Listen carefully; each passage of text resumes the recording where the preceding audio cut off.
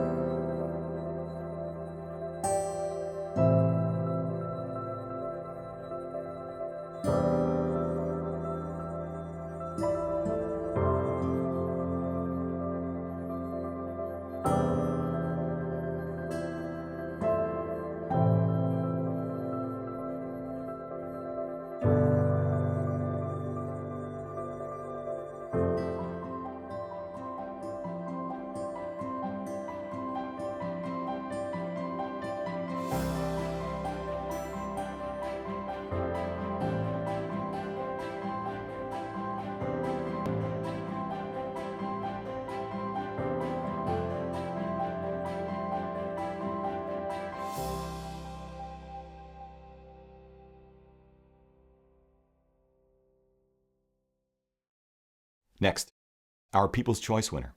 With over 3,000 votes across our Instagram, Twitter, and YouTube accounts, this was a slam dunk. Congratulations to Luis Jaime Suarez Ahumeda's Take Care of Others. Luis, you gave us an unadorned black and white photograph of a single lonely surgical mask hung out to dry on a rooftop clothesline in Mexico. But you gave us so much more. Your image encapsulated the frightening reality of how little prepared any of us were and remain in the face of this vicious, capricious disease, the scarcity of even the most rudimentary of all protections we can muster, how disproportionately the coronavirus affects the poorest among us, and yet the power and defiance of the human spirit, unbound by geography, socioeconomic status, language, or borders, to carry on. People from around the world saw the power of and resonated with your image. We look forward to seeing more of your work in the future, so thank you, Luis. Your brand new 10.2-inch Apple iPad will be on its way to you shortly. I encourage the rest of us to see more of Luis's work by visiting Instagram and searching for Hijo del Pulque. Finally, our grand prize winner, but hold that thought for just a moment because there is a story to tell, and I want to be clear. I don't believe there is any such thing as objectively great art. Objectively great craftsmanship, sure, but art is a relationship between the object to art and the person consuming it, viewing, listening, holding, driving, eating it. It is as much about what the person brings to it as the object itself. The thing of it is, almost from the beginning, Claudia and I realized the grand prize winner was going to come down to one of two photographs. One comes from the US, one comes from Europe.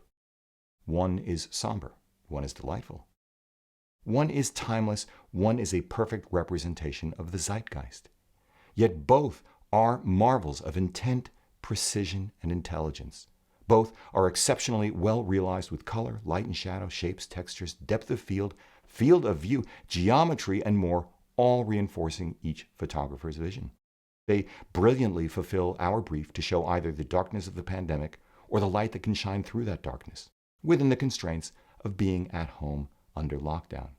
And both are very personal. Both are about family. Simon Tasker's In Harm's Way is a photograph of his wife Jennifer and their 2 children. A doctor just 1 year away from retirement, Jennifer is about to be drafted onto a COVID-19 ward. Everyone in the family knows what this means. No one wants her to go. Everyone is scared. But she will go because that's who she is, it's what she does, and it is what is necessary. Visually, Simon's image reminds us of nothing so much as Dorothea Lange's Migrant Mother, with a little Vermeer thrown in for good measure. Yet it was shot in a bedroom in their UK home. Chris Griffith's Day 267 Working From Home is a meticulously crafted image and very much a family collaboration.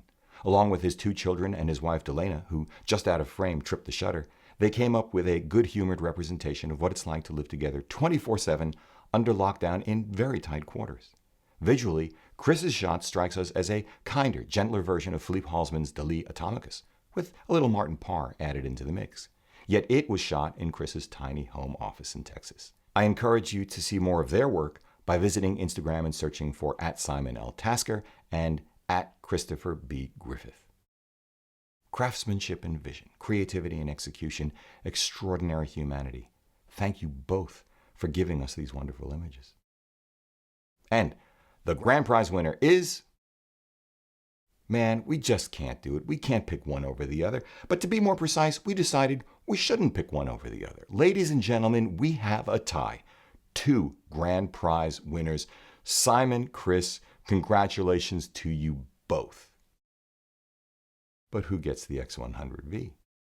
Well, we reached out to our friends at Fujifilm to explain our predicament, and I am delighted to tell you that they decided to kick in another camera. This time, their new Fujifilm X-T200 with 15 to 45mm image-stabilized power zoom lens. Guys, thank you so much.